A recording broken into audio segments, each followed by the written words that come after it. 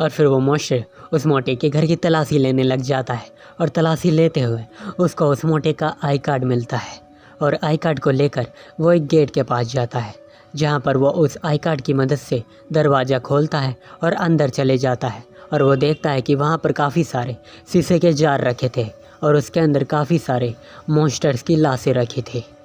और फिर वो उन अंडों के पास जाता है और वो देखता है कि उनमें से एक अंडा फूटा हुआ है और फिर वो मॉन्स्टर उस फूटे हुए अंडे को उठाता है और कहता है कि क्या ये वही अंडा है जिसमें से मैं निकला था।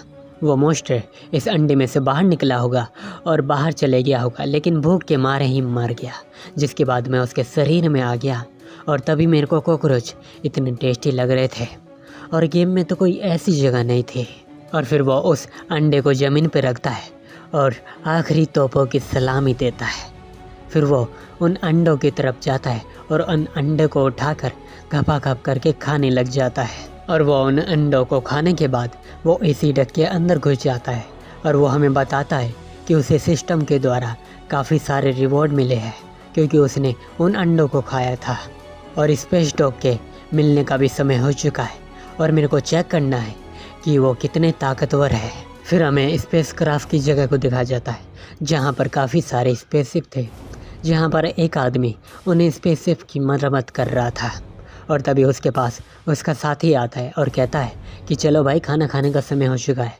और वो खाना खाने के लिए चले जाते हैं और वो खाते हुए बात करते हैं, लेकिन वो बात इतनी इम्पोर्टेंट नहीं है तो मैं स्किप करता हूँ। फिर हमें रात का सीन दिखाया जाता है जहाँ पर वो आदमी अकेले काम कर रहा होता है। तभी उसको बाहर से आवाज़ आती है और वो बाहर जाके देखता है, लेकिन वहाँ पर कोई नहीं होता। और फिर से उसकी आवाज़ आती है, वो भी उस गेट की तरफ से, और वो उस गेट के अंदर जाता है जहाँ पर काफ़ी सारा अंधेरा था और वो टॉर्च की मदद से आगे जाता है और तभी उसको बदबूदार सी स्मेल आती है और वो अपने नाक को ढक लेता है और वो आगे जा ही रहा होता है तभी उसका टांग फिसलता है और वो नीचे गिर जाता है और उसका टॉर्च भी उससे दूर हो जाता है और उसको डर लगने लग जाता है कि कोई उसके पीछे है और उसके पीछे होता है वो मॉन्स्टर और वो मॉन्स्टर उसकी मुंडी पकड़ता है। फिर उसके बाद हमें सुनाई देती है उस गेट से एक चीखने की आवाज़।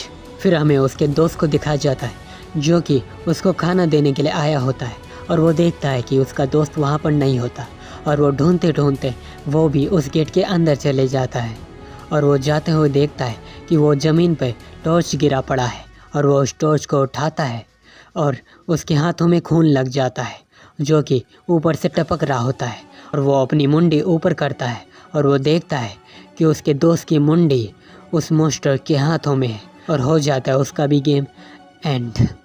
और वो उन दोनों की लाश को खाते हुए हमें बताता है कि मेरे पास एक नई एबिलिटी आ चुकी है जो कि रेड वॉर्म के पास होती है और वो रेगिस्तानी इलाकों या रेगिस्तानी ग्रह पे होते हैं और कहा जाता है कि उनकी ये एबिलिटी शिकार करने के लिए बनी है, जो कि अपने दुश्मन की आवाज़ निकालकर उनको अपने पास बुलाते हैं और उनको फिर मार के खा जाते हैं।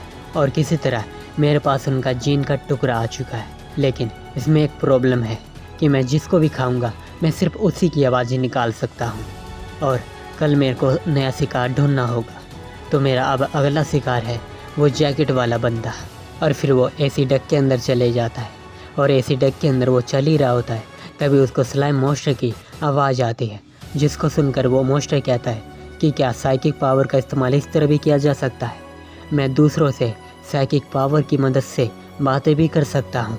और वो स्लाइम वाला मॉन्स्टर कहता है कि मेरे को भूख लगी है और अपना वाला मॉन्स्टर कहता है कि लेकिन मैं अभी तुम्हें खाना नहीं दे सकता। और स्लाइम मॉन्स्टर कहता है कि लेकिन क्यों नहीं दे सकते। और अपना वाला मॉन्स्टर कहता है क्योंकि अभी वो जगह सुरक्षित नहीं है। और ये सुन के वो स्लाइम मॉन्स्टर कुछ नहीं कहता और फिर वो मॉन्स्टर बताता है कि उसके किए गए कामों की वजह से उनको पता चल चुका है कि उनके साथ ही गायब हो चुके हैं और जिसकी वजह से उनकी सुरक्षा भी काफ़ी कड़ी हो चुकी है। इसी वजह से मैं उसको खाना नहीं दे पाता। और स्लाइम मॉन्स्टर कहता है कि ठीक है, तुम अपना ख्याल रखना। और अपना वाला मॉन्स्टर कहता है कि मैं उसकी मदद तो करना चाहता हूँ, लेकिन मैं भी उतना ताकतवर नहीं और उसकी मदद करने के लिए मेरे को प्यूप में इवॉल्व होना होगा। और उस प्यूप में इवॉल्व होने के लिए मेरे को कुछ चीज़ों की ज़रूरत है जो कि यहाँ पर नहीं मिलेगा, क्योंकि यहाँ पर सिर्फ इंसान ही है।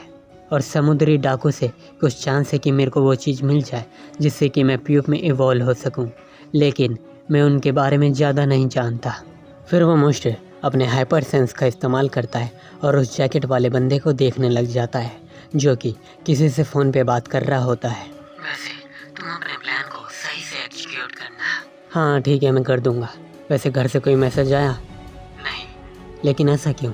उस औरत को तो हटा दिया गया है और जहाज अपने समय पर पहुंच ही जाएगा।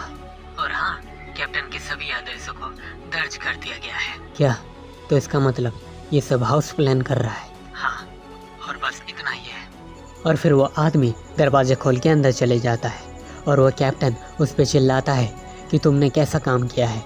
2 दिन पहले समुद्री डाकू से हमने मीटिंग की लेकिन उसका कोई फ़ायदा नहीं हुआ और इतने कैमरा और गार्ड को भी लगवाया लेकिन उसका भी कोई फ़ायदा नहीं हुआ। और अब इस शिप से कितने लोग गायब हो चुके हैं। और लाल वाला आदमी कहता है कि कुल मिला के 8 लोग गायब हो चुके हैं और अपराधी अभी भी इसी शिप पे है। और वो जैकेट वाला बंदा कहता है कि मैंने भी अपनी पूरी कोशिश की लेकिन मेरे को भी कुछ नहीं मिला। और किसी इंसान के लिए इस तरह से सुनना तो काफ़ी मुश्किल लगता है और हो सकता है कि ये किसी सीक्रेट ऑर्गेनाइजेशन का काम हो। और इसके जवाब में लाल वाला बंदा कहता है लेकिन ऐसा नहीं हो सकता, हमारे पास AI है और हाईटेक इक्विपमेंट्स भी तो है। और वो जैकेट वाला कहता है कि मैं AI को काफ़ी अच्छे तरीके से जानता हूँ लेकिन उस मोटे वाले टीम लीडर के पास एक कंटेनर है जिसके अंदर फ्रिज है लेकिन उसके अंदर कुछ भी नहीं है। आखिर वो सब गया कहाँ? उसकी बात सुन के वो टकला कहता है कि मान लिया कि यहाँ पर एक मॉन्स्टर है लेकिन हमने हर जगह चेक किया लेकिन हमको कुछ भी नहीं मिला। और वो जैकेट वाला कहता है कि नहीं, हमने हर जगह चेक नहीं किया है, अभी एक जगह बाकी है, वो है वेंटिलेशन नाले।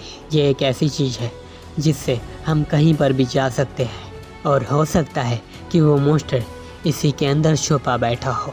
और वो मॉन्स्टर इसी डक के अंदर से उनकी सारी बातें सुन रहा होता है और वो उसके ऊपर काफ़ी गुस्सा कर रहा होता है कि उसके वजह से उसके बारे में सब लोगों को पता चल जाएगा। और एक आदमी कहता है कि अगर ये बात सच है तो अगर उस मॉन्स्टर ने उस औरत की लाश को खा लिया होगा तो हम काफ़ी बड़ी मुसीबत में पड़ जाएंगे। जिसके जवाब में वो जैकेट वाला कहता है कि हमें ज़्यादा कुछ नहीं करना, हमें बस उस मॉन्स्टर को पकड़ना है और सारा इल्ज़ाम उस मॉन्स्टर पर डाल देना है। यह सुन के वो चश्मे वाला कहता है कि और समुद्री डाकुओं का क्या? जिसके जवाब में वो कहता है कि अगर हमारे पास चारा ना बचे तो हमें लड़ना होगा, लेकिन हमें सबसे पहले इस प्रॉब्लम को सॉल्व करना होगा। हमें अपने आप को बचाने के लिए उस मॉन्स्टर को पकड़ना होगा। ये सारी बातें सुन के वो टकला कहता है कि तुम्हें जो कुछ भी करना पड़े, तुम्हें बस उस मॉन्स्टर को पकड़ना है। और वहीं पर वो मॉन्स्टर उनकी सारी बातें सुन रहा होता है और वो इसी डक के अंदर से बाहर निकल आता है और अपने घोंसले के अंदर चले जाता है और वहाँ पर जाके लेट जाता है। और वो उसी बारे में सोच रहा होता है कि उस जैकेट वाले आदमी की वजह से उसके बारे में सबको पता चल गया। और ये सोच कर उसको काफ़ी ज़्यादा गुस्सा आ रहा होता है और वो गुस्से में कहता है कि उन्हें क्या लगता है कि मैं कोई जंगली जानवर हूँ जिनको वो आसानी से पकड़ लेंगे। और वो मॉन्स्टर गुस्से में चिल्लाते हुए कहता है कि मैं उनसे लड़ूंगा, मैं उन्हें हर वो तरीके से मारूंगा जिनसे उनको पता चलेगा कि एक असली नर्क क्या होता है।